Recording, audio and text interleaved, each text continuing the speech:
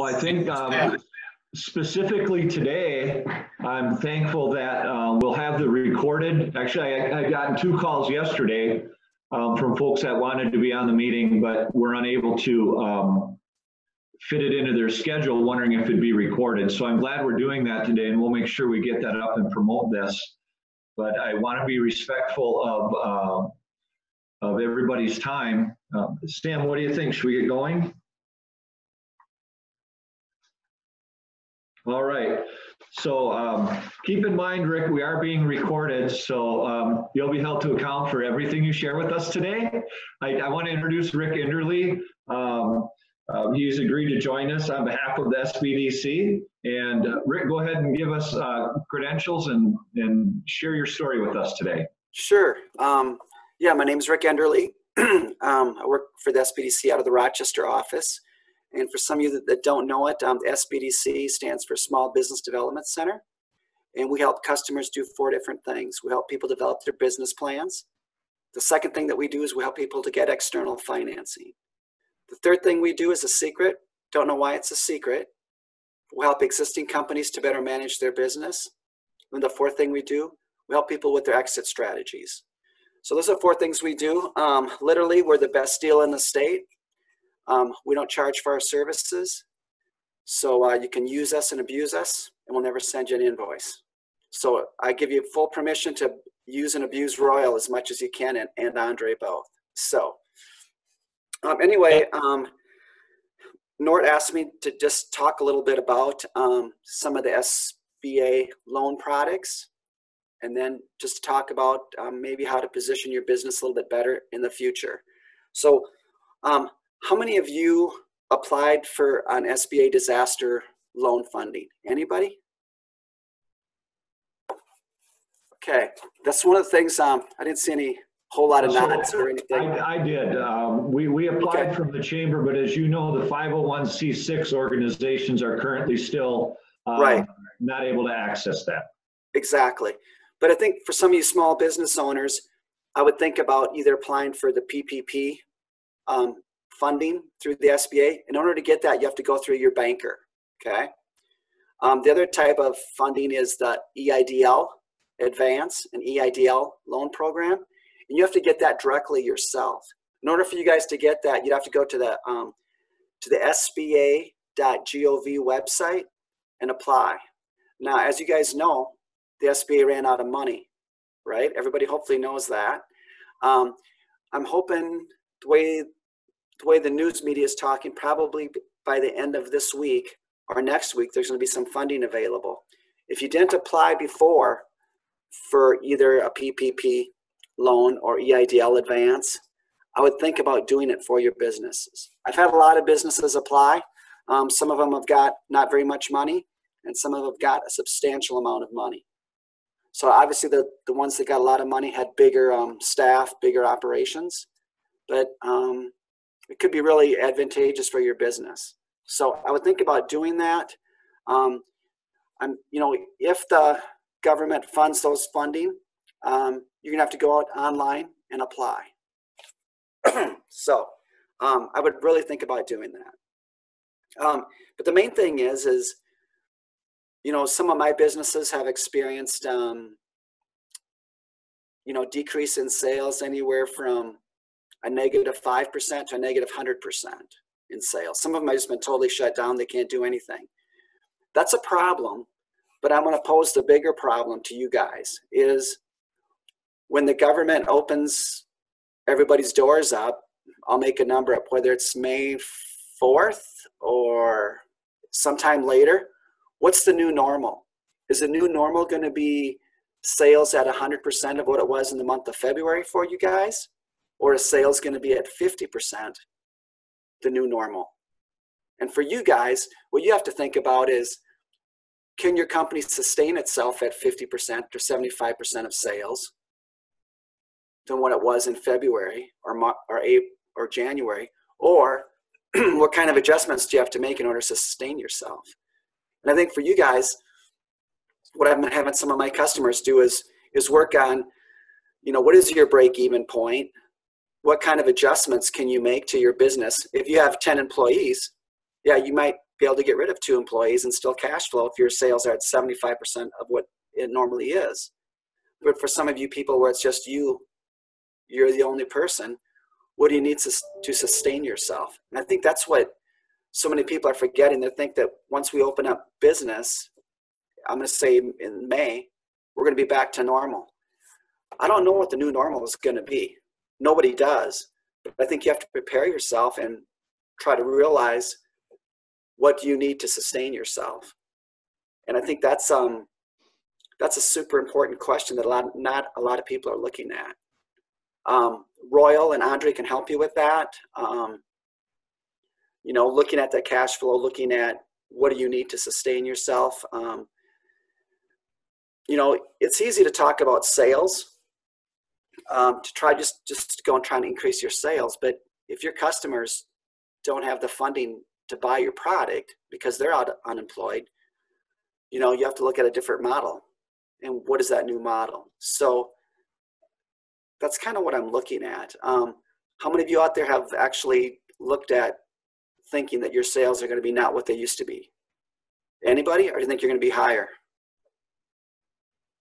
Rick, most of the people on here, I mean, we've got a couple of chamber people, we've got a couple of city people. So I think your words of wisdom are tremendous there. But just to give you a little background on at least the people I know here, most of them aren't operating the businesses themselves. We're more guidance based.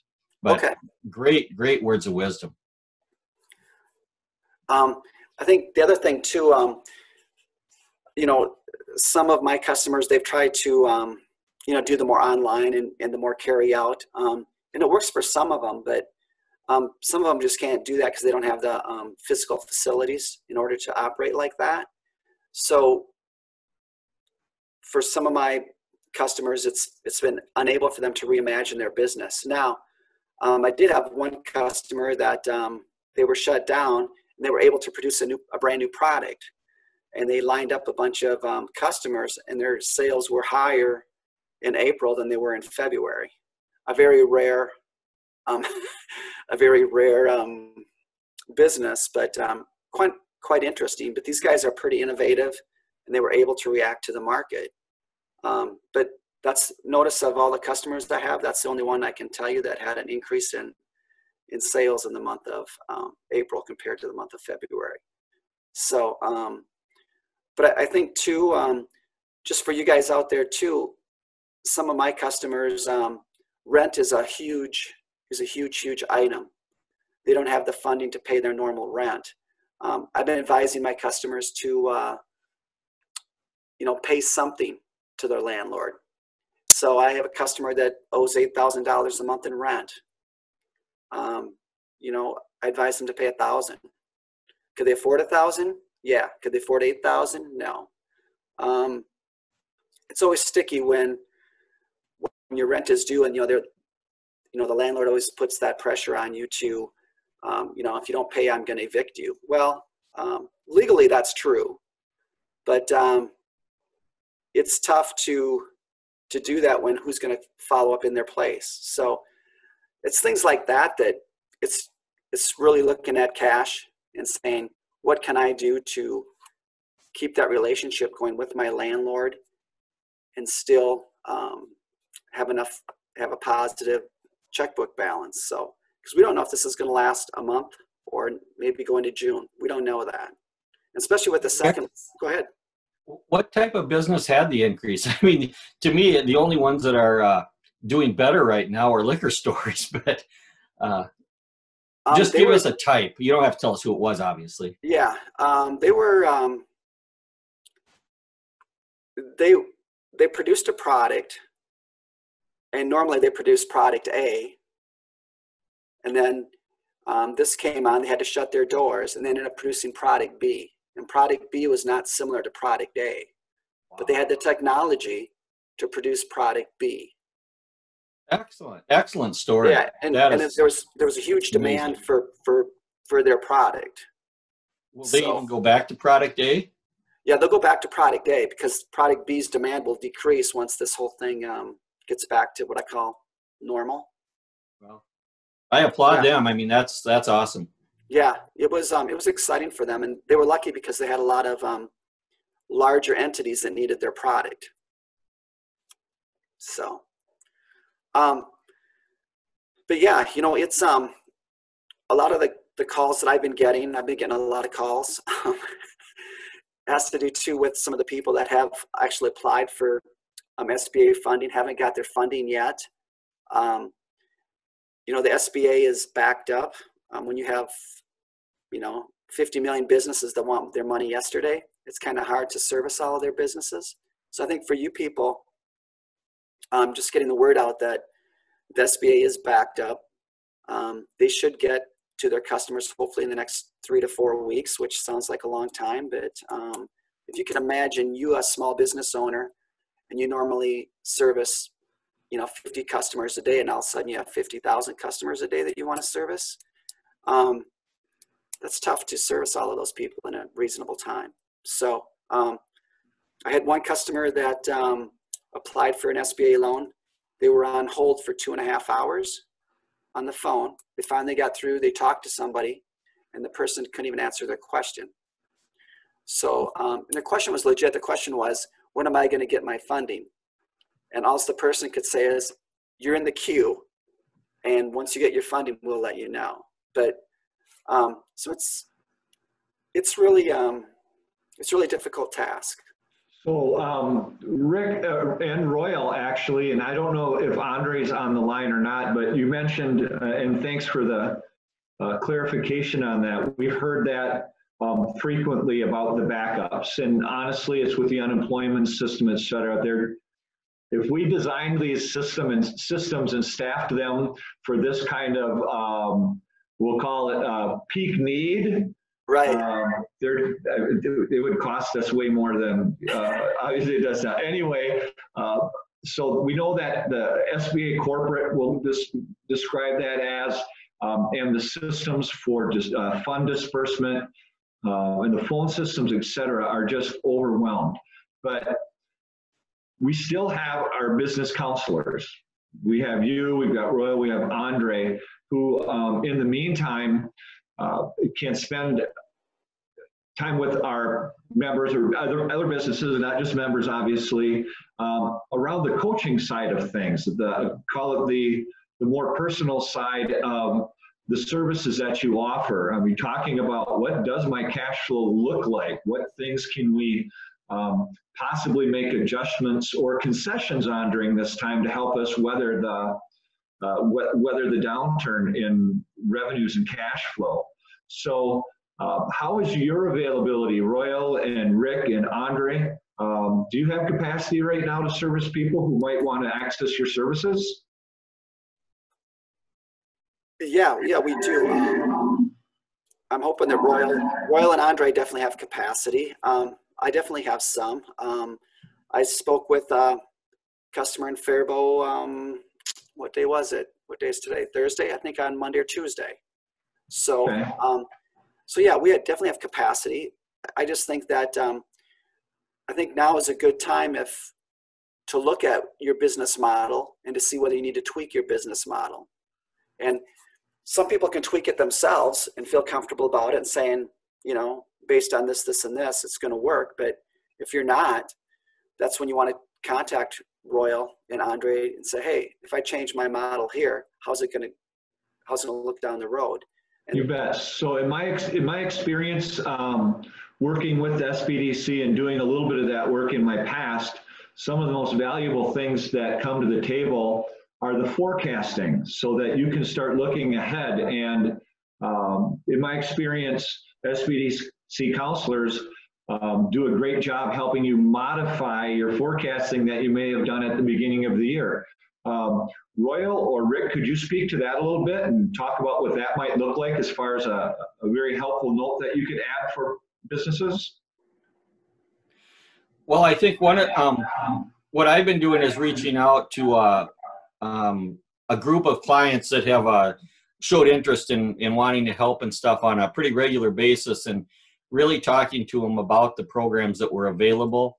And I got pretty much everybody that I communicate with applied for the PPP and the emergency loan.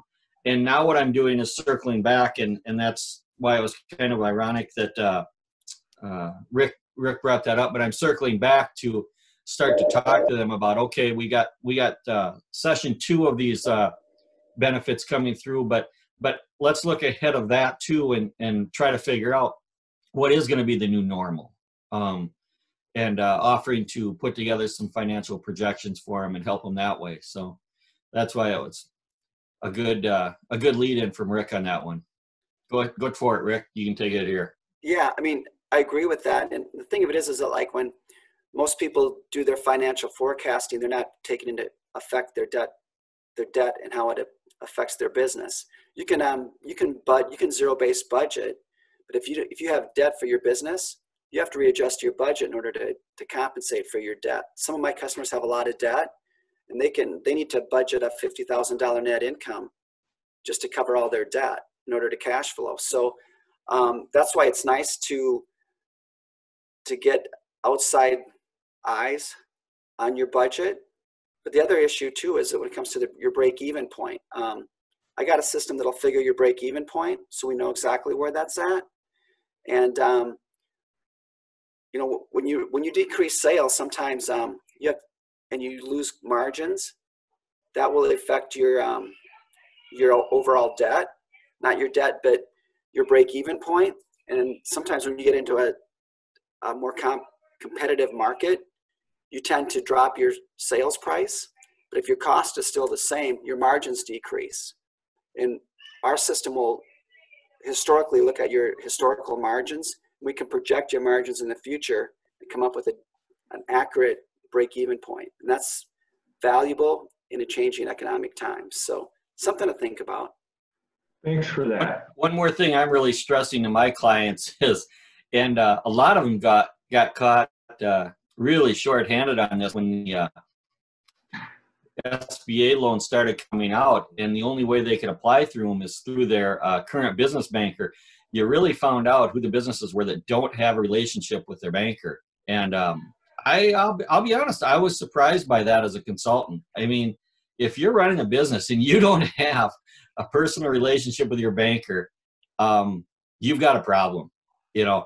And so I am really stressing that through this, if you haven't had a relationship, start creating a relationship. And that's one of the things about Rick talking about moving forward, and me talking about doing the projections, you know, at the 50% sales level, the 75% sales level, because you might need to restructure some of their loans. And the better relationship you have with your commercial banker, the better off you're going to be, because, you know, they know this is coming too, but they're going to be far more impressed if people have looked ahead and are coming to them open-armed and saying, hey, this is what we're looking at, you know, what can we do? So I've got another question for either one or both of you. I know that at least one tactic you can undertake is negotiating your lease rate or your rent rate. Most landlords are going to understand that, wow, I see your business has dropped off the table here, and it's much easier to keep a tenant than get a new one, usually. So we know that that's a tactic that you can undertake, but what other negotiations on your overhead costs might a business consider undertaking? Could it be different terms for your accounts receivables during this, or your accounts payables during this time?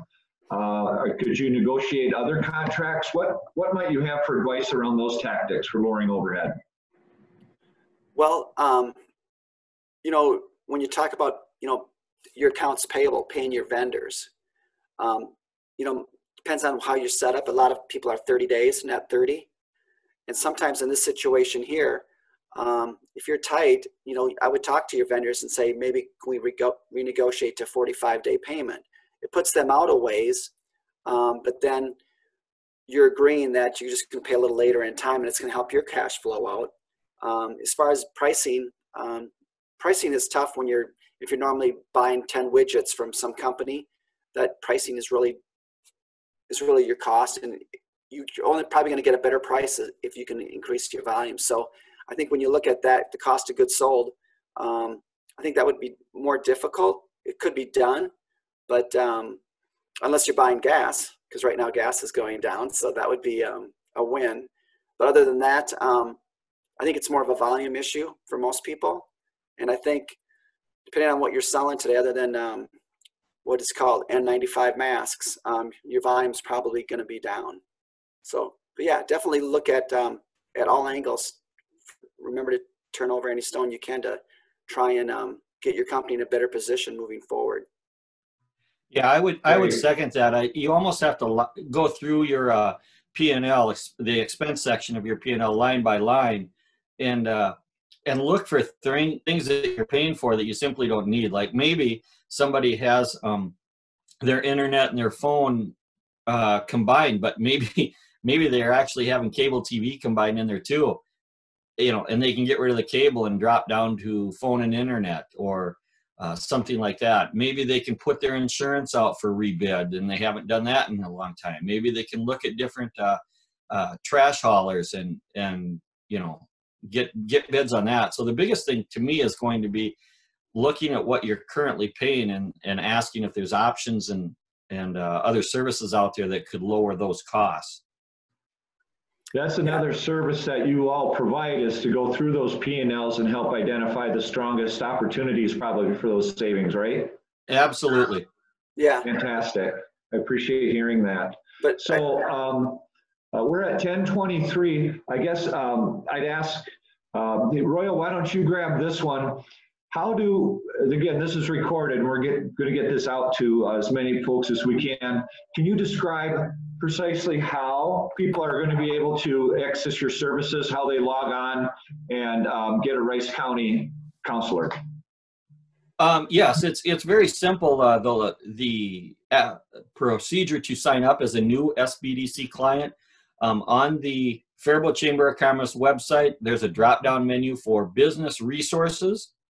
One of those drop-downs is Sbdc, and on that front page right there is a spot to click that says become a client. I think that's what it says, or schedule an appointment. I can't remember exact terminology, but it might be schedule an appointment. And they click on there, and it'll take them right to the Sbdc site where they can start putting in their name and everything. The important thing is in Rice County, which is the area I serve, when you go on there to sign up, you sign up under Rochester. And then because you're in Rice County, Rochester will funnel you back to either myself or Andre. So just go on through the chamber website, get to the Sbdc site, sign up as a client, click in that you want to register as Rochester, as the Southeast Conference, and then they'll funnel you right to either myself or Andre. Pretty painless process. Thanks for that. Much appreciated. So being a little behind the 8 ball, I got Samantha a couple of documents that she's going to put up on the screen here, hopefully. And then we'll have those available, talking about a couple of more things we wanted to cover today. Sam, which one do you want to start with? The SCORE or the pandemic unemployment assistance?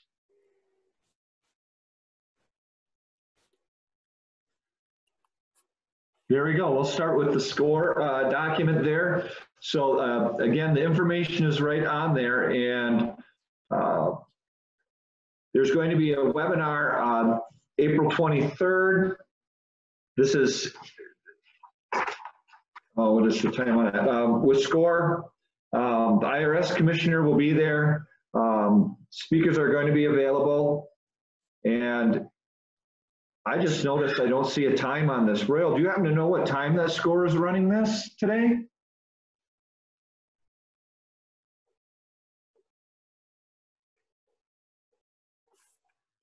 Well, this one is a little less pertinent, I guess, if it's doesn't have the time on it. I apologize.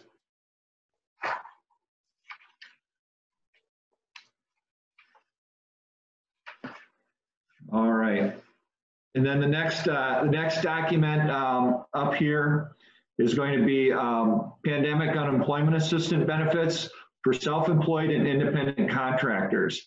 So there's a couple of guides on this, and the links are live. And this is going out to our our self-employed folks, as well as in our general newsletter today. Links that'll help those that maybe previously haven't been able to access some of those benefits are going to find out if and how they can through those links. So that's what I have for today's call. Rick or Royal, anything else to add from the SBDC side? I think just one thing. I think for the existing small business owner, thing I always forget to talk about, but it's so obvious, but really keep working on your relationships with your existing customers and always trying to make new relationships with new people, because building relationships is an under talked about concept in good business. So keep those relationships active, keep communicating with your existing customers and try to make new relationships and try to make new customers. Thanks for that. Good advice. I'm going to ask our gracious partners and co-hosts on these calls, Deanna and Samantha, anything that you'd like to add for today?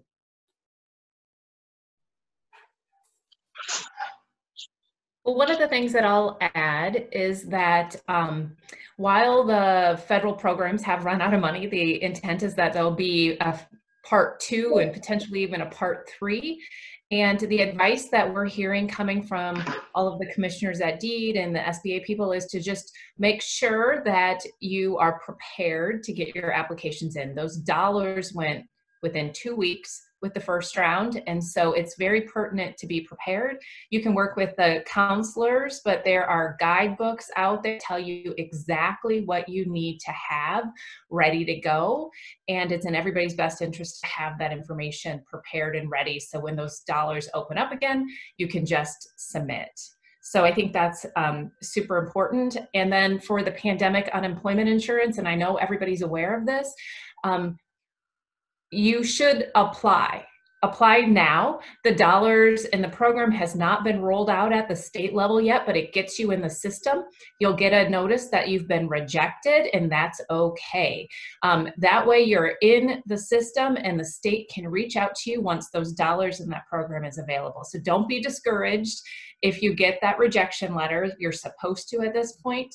But again, get yourself into the system so that when those dollars are ready to roll out, you're prepared and in line for that. So that's all I have to add. Thank you to the counselors for being available to our small businesses. It's super important that these resources are available and that people know how to access them. So thank you for that.